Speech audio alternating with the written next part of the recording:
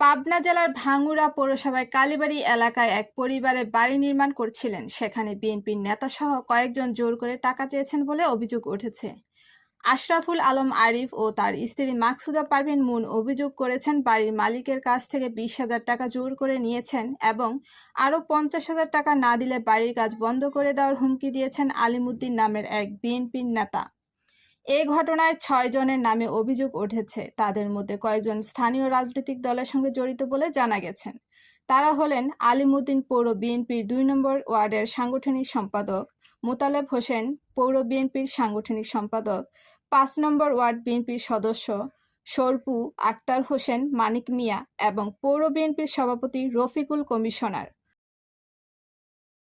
আচ্ছা, বিগত 5 তারিখে আপনি আরিফের কাছ থেকে 10,000 টাকা নিয়েছেন।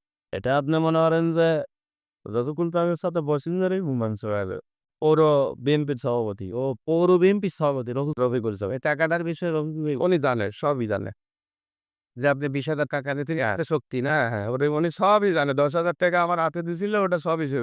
তারপরে দিন আবার ওটা আমি লেনি, ওটা ওর ভাই লিছে হাতে। হ্যালো, ওটা আমি লেনি। তাহলে 10,000 আপনার হাতে নিছেন, এটা তো ঠিক হ্যাঁ, হ্যাঁ, না। সেইটাই এখানে আমি মিথ্যা কথা বলবো না। অভিযুক্তদের জিজ্ঞাসা করলে একজন বলেন তিনি রাগের মাথায় বাড়ির কাজ বন্ধ করতে বলেছেন, আরেকজন বলেন টাকা নিয়েছেন ঠিক, কিন্তু সেটা করেছেন নেতাদের কথায়। এদিকে ভাঙ্গুড়া থানার ওসি জানিয়েছেন, সঠিকভাবে তদন্ত করে প্রয়োজনীয় ব্যবস্থা গ্রহণ করা হবে।